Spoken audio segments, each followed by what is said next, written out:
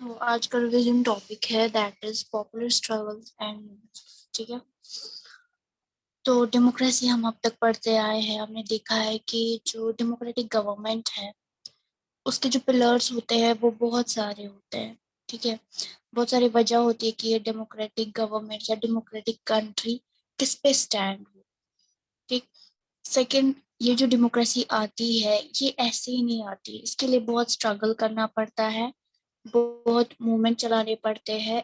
और ये जो स्ट्रगल है आखिरकार ये फिर जो रिजल्ट हमारे सामने होता है वो मतलब वो अच्छा ही होता है। वो अच्छा इसलिए होता है क्योंकि इसके पीछे बहुत सारा स्ट्रगल लगा होता है, ठीक है। तो आज जो भी हम देखते हैं, अगर हम सिंपल सी बात ले तो हमारा कॉन्स्टिट्यूशन डेमोक्रेटिक है, लेकिन इसके पीछे बहुत बड़ा स्ट्रगल लगा है लोगों का, लीडर्स का, ठीक है। या जो भी हमारे कॉन्स्टिट्यूशन के अंदर अलग अलग प्रोविजंस है वो अलग अलग प्रोविजन हासिल करने के लिए भी अलग स्ट्रगल लगा है। फॉर एग्जाम्पल मैं आपको एग्जाम्पल से समझाऊंगी, जैसे माइनॉरिटी है, माइनॉरिटी के बारे में हमारी कॉन्स्टिट्यूशन में अलग से प्रोविजंस है, स्पेशल प्रोविजंस है, या जैसे आप स्पेशल स्टेटस कहते हैं। लेकिन वो स्पेशल स्टेटस हासिल करने के लिए ये जो माइनॉरिटी ग्रुप्स है इनको बहुत सब कुछ झेलना पड़ा, बहुत सारा फेस करना पड़ा, तभी जाके उनको ये रिजर्वेशन मिली है।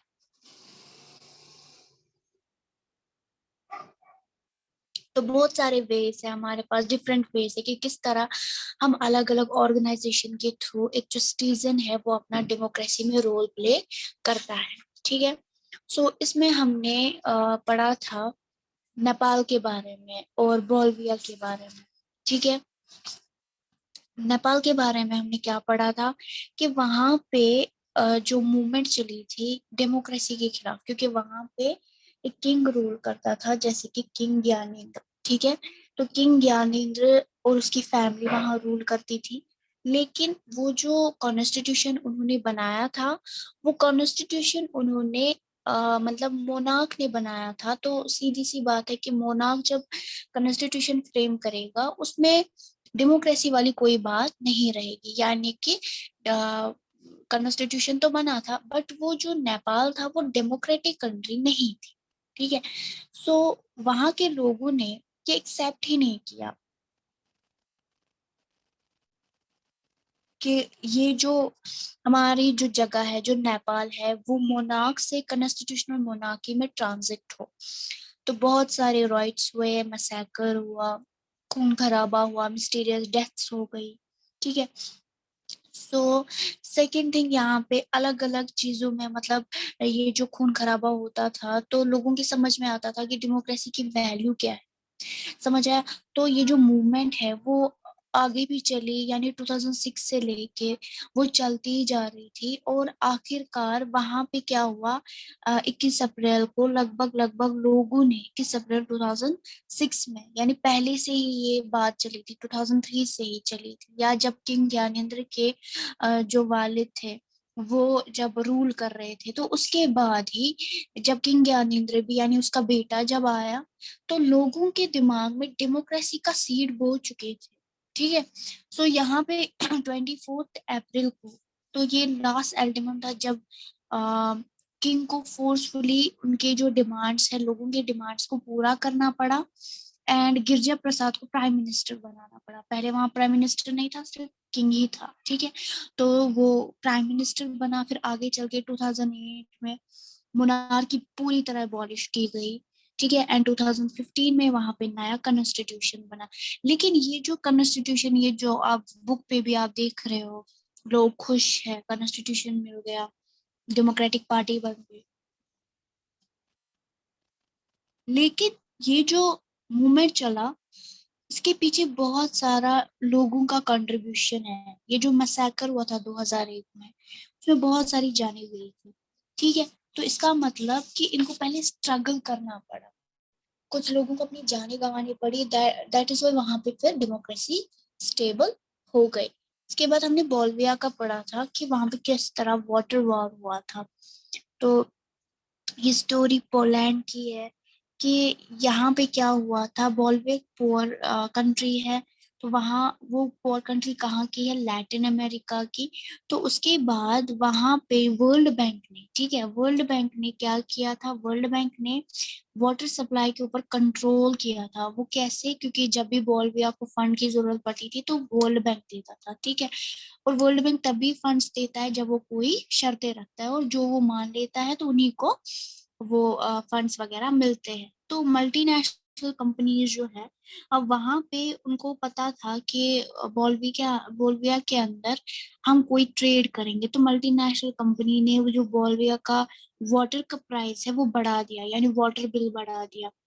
वाटर किसका है, वाटर बोलिविया का है, लेकिन कंट्रोल इसको कौन कर रहा है, वर्ल्ड बैंक और मल्टीनेशनल कंपनीज। तो वाटर बिल जो है वो 1,000 रुपए की आने लगी, ठीक है। और यहाँ की जो एवरेज इनकम थी मंथ की, यानी किसी भी इंसान की जो इनकम थी, लगभग 5,000 थी। इसका मतलब 5,000 में से 1,000 वाटर की बिल हो जाता था। अब आपको पता ही है कि वाटर कितना जरूरत होता है ना। तो लोगों ने प्रोटेस्ट स्टार्ट कर दिए, अलग अलग तबकों से, अलग अलग कम्युनिटी से लोग आए और 4 डे स्ट्राइक कर दी, 4 दिन उन्होंने स्ट्राइक कर दी। उसके बाद जो गवर्नमेंट है वो एग्री हो गया कि जो स्ट्राइक है उसे हम कॉल ऑफ करते हैं, इसे खत्म करते हैं अगर कोई भी नेगोशिएशन हो जाता है वर्ल्ड बैंक के साथ, ठीक है।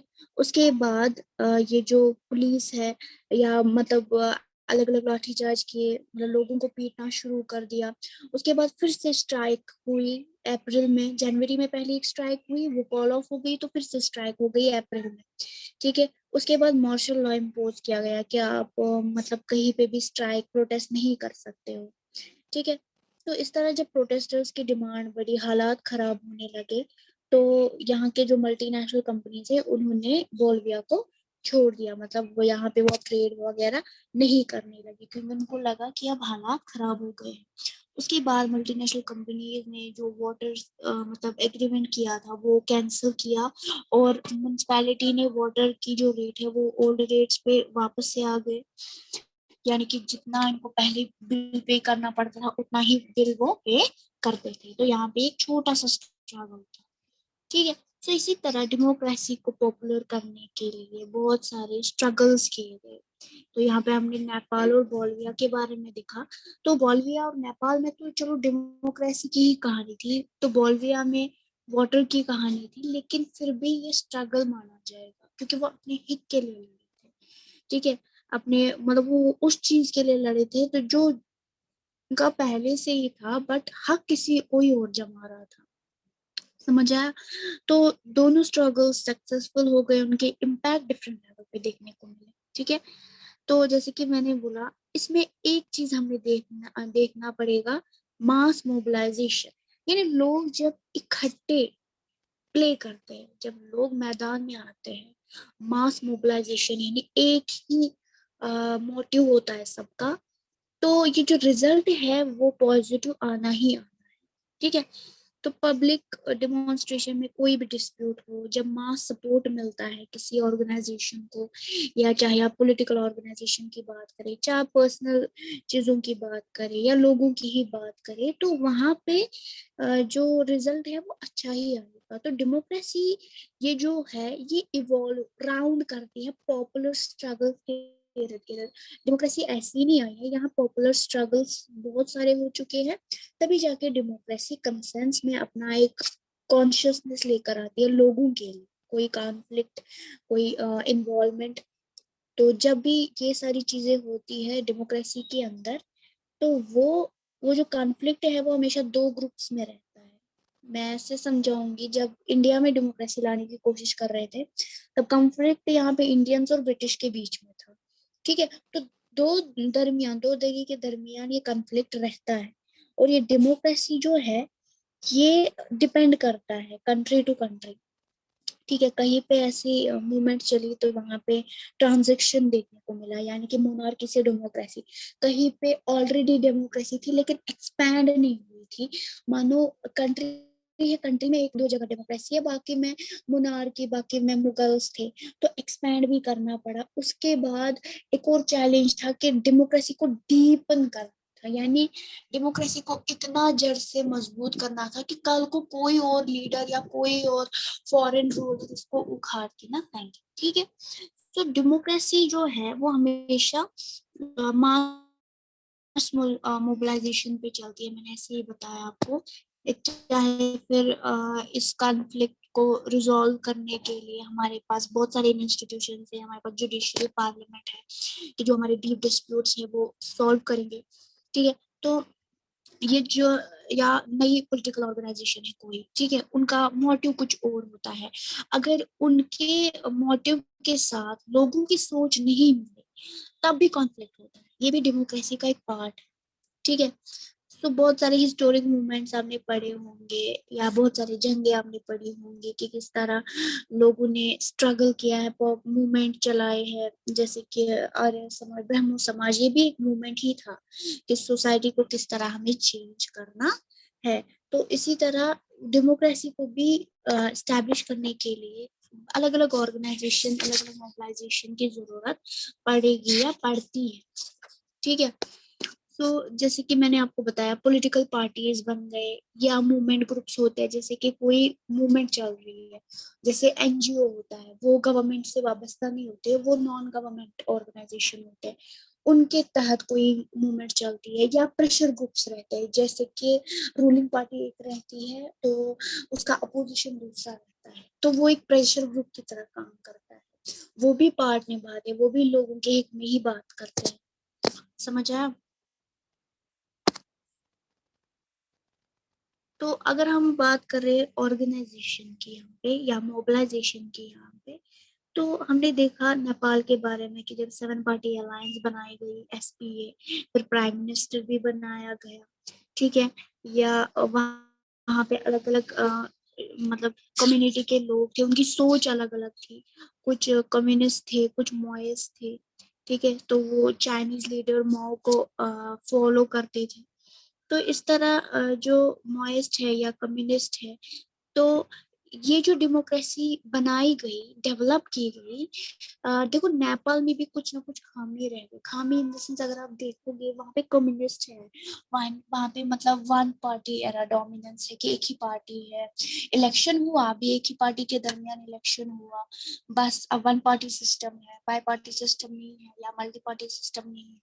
तो एक तरह का वहां पे डेमोक्रेसी तो हुई, तो ट्रांजिशन हुई, लेकिन अभी डेमोक्रेसी डीप नहीं हुई। समझा? तो अगर हम सही मायने में डेमोक्रेसी की एग्जांपल देंगे तो हम इंडिया लेंगे, यहाँ पे मल्टी पार्टी सिस्टम है, तो अलग अलग पार्टीज मतलब कंट्रीब्यूट करती है, हर एक को मौका मिलता है, लोगों को मौका मिलता है, अलग अलग पार्टी से वो नुमाइंदे चुन सकते हैं। ठीक है, तो बहुत सारा मतलब जो हमने यहाँ पे देखा कि नेपाल के केस में या बोलिविया के केस में हमने देखा अलग अलग फेडरेशंस के लोग, अलग अलग ऑर्गेनाइजेशन के लोग जुड़ गए। ठीक है, टीचर्स, ह्यूमन राइट्स, ठीक, इस मूवमेंट को बढ़ोतरी दे दी। तो ये जो भी मतलब प्रोटेस्ट थे वॉर के अगेंस्ट, ठीक है, क्योंकि वॉर जो था, जो वाटर है वो हमेशा सब में कॉमन रहता है, हर एक को तो जरूरत पड़ती है, ये किसी एक एक्सक्लूसिव बंदे के लिए नहीं था। इसमें प्रोफेशनल्स ने भी, एनवायरमेंटलिस्ट जो थे उन्होंने भी क्या किया, उन्होंने भी कंट्रीब्यूशन किया, क्योंकि मल्टीनेशनल कंपनी जो थी अगर वो वाटर पे कब्जा करती तो वो वहां पे इंडस्ट्री बनाती जहाँ पे वाटर अवेलेबल होगा, और फिर अपना वेस्ट वगैरह थ्रो करती वाटर के अंदर, तो वाटर प्लूड भी हो जाता। या वर्कर्स थे या यूनियन या मिडिल क्लास के लोग जो थे, सब ने इसमें क्या किया, कंट्रीब्यूशन की। ठीक है, तो यहाँ पे मुझे बोलना ये है कि ये जो ऑर्गेनाइजेशंस है ये अपने अपनी तरीके से रूल करे। जैसे एनवायरमेंटलिस्ट थे, उनके पास एक वजह थी, एनवायरमेंट कंसर्न था। जैसे प्रोफेशनल थे, उनके पास अलग वजह थी। बच्चे थे या मिडिल क्लास लोग थे, उनके लिए डोमेस्टिक वजह थी कि घर में पानी जरूरत होता है। सो अलग अलग लोगों के पास अलग अलग वजहें होती है किसी भी चीज को स्टार्ट करने के लिए। तो हर एक सिटीजन जो है वो डायरेक्टली पार्टिसिपेट नहीं करता है ऐसे मूवमेंट्स में। नहीं, अगर जैसे कि किसी कोई चाह रखता है कि मैं ऐसे मूवमेंट को स्टार्ट करूं या मैं बदलाव चाहता हूँ, तो इस रीजन ये डिजायर रहेगी। अब किसी की नीड है, किसी को जरूरत है कि अगर बदलाव नहीं आएगा तो मेरी लाइफ पे फर्क पड़ेगा, तो वो डायरेक्ट एक्टिविटी हो गई। तो दूसरा होता है इनडायरेक्ट, जहाँ हम जरूरत महसूस करते हैं। समझा? तो बहुत सारी इनडायरेक्ट वेज है जहाँ पे लोग जैसे कि गवर्नमेंट के डिमांड्स को वो सुनते हैं, या गवर्नमेंट उनकी डिमांड्स को सुनते हैं कि किस तरह हमें क्या चीज, कौन सी इंटरेस्ट्स को प्रमोट करना चाहिए, कैसे लोग जो है वो हमारे हिक में आएंगे। ठीक है, तो इस तरह की ग्रुप्स को इंटरेस्ट ग्रुप्स या प्रेशर ग्रुप्स कहते हैं, जो मोस्टली किसी के इंटरेस्ट को प्रमोट करता है। जैसे कि किसान कुछ चाहते हैं, वो चाहते हैं कि खेती हमारी अच्छे से हो, हम पे ज्यादा टैक्स ना हो।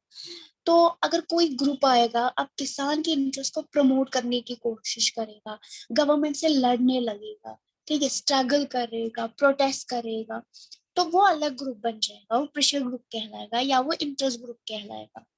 समझा? तो डेमोक्रेसी में ये एक प्लस पॉइंट है कि आप किसी के हित के लिए लड़ सकते हो। जैसे कि हमने पिछले टॉपिक्स में पढ़ा था लिटिगेशन, जब आप किसी के ऊपर जुल्म, मतलब किसी के ऊपर कोई जुल्म हो रहा है तो वो आवाज नहीं उठा रहा है, आप उसकी हेल्प कर सकते हो, दैट इज लिटिगेशन। ठीक है, तो ये सारी चीजें कहाँ मिलती है? डेमोक्रेसी के। समझ आया? तो यहाँ पे मतलब ये एक तरह का सर्कल रहता है, एक पहिया रहता है। तो पहिया जो रहता है, जब वो घूमता है, इसकी जो स्ट्रिंग्स है जहां से हमने स्टार्ट किया होता है, हम वापस वही पहुंच जाते हैं। ठीक है, तो गवर्नमेंट जो भी इनिशिएटिव्स लगाती है, जो भी स्कीम, जो भी प्रोग्राम्स बनाती है, मतलब पुअर लोगों के लिए या जो बेसिक नीड जिनको चाहिए होता है, तो ऐसा नहीं है कि मतलब पॉवर्टी बिल्कुल ही खत्म हो जाएगी, या गरीबी या जो सिचुएशन जिससे वो जूझ रहे होते हैं वो बिल्कुल ही खत्म हो जाएगी, नहीं। बस थोड़े बहुत उनकी जो हालात है उसमें बेहतरी ला सकते हैं। ठीक है, तो ये जो पॉपुलर स्ट्रगल्स और मूवमेंट्स, हमने हमेशा कोशिश की है कि जितने भी प्रॉब्लम्स हैं वो पूरे खत्म हो जाए, लेकिन वो पॉसिबल नहीं, कहीं ना कोई कमी रहती ही है। तो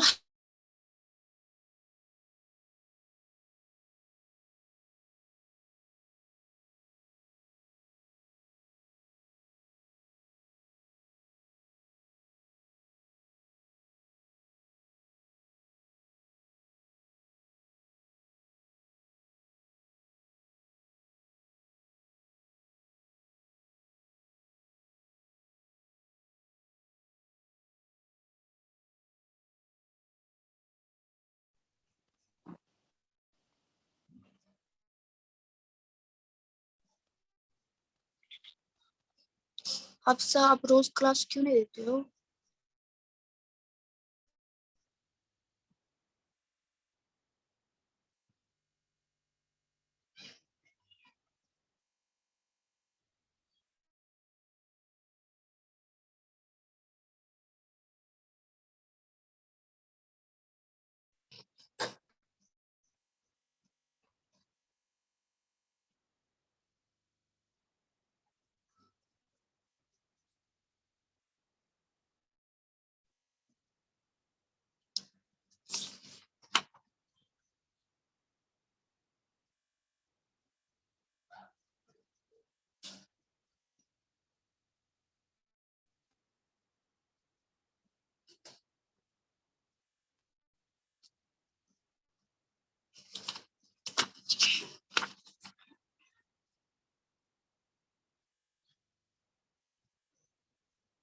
उबैद, उबैद आप क्यों नहीं क्लास देते रोज? अजाना भी, रोज क्लास क्यों नहीं देते हो आप? मैम कौन? आप, अजान एंड उबैद, आप रोज क्लास क्यों नहीं देते?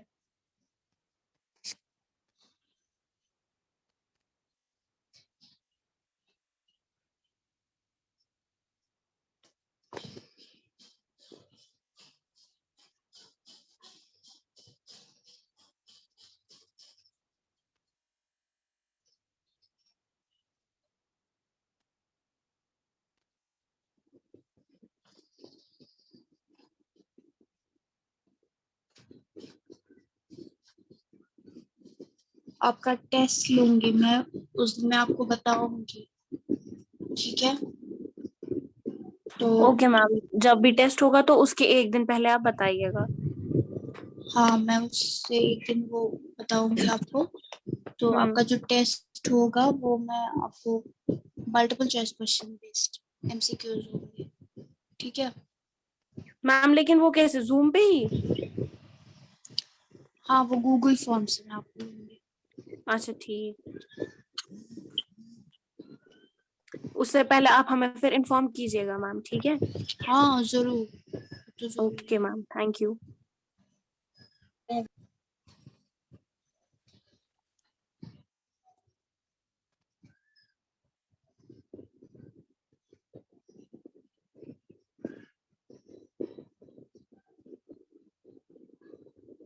आप लोगों की अटेंडेंस हो गई, आप लोग लीव कर सकते हैं।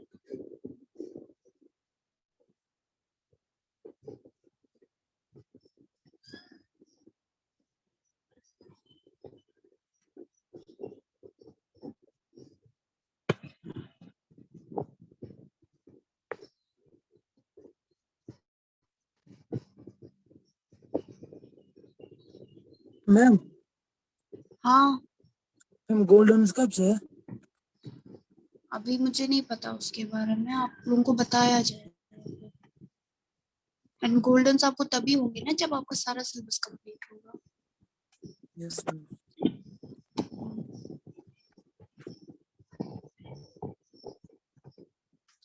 ओके मैम, अल्लाह हाफिज।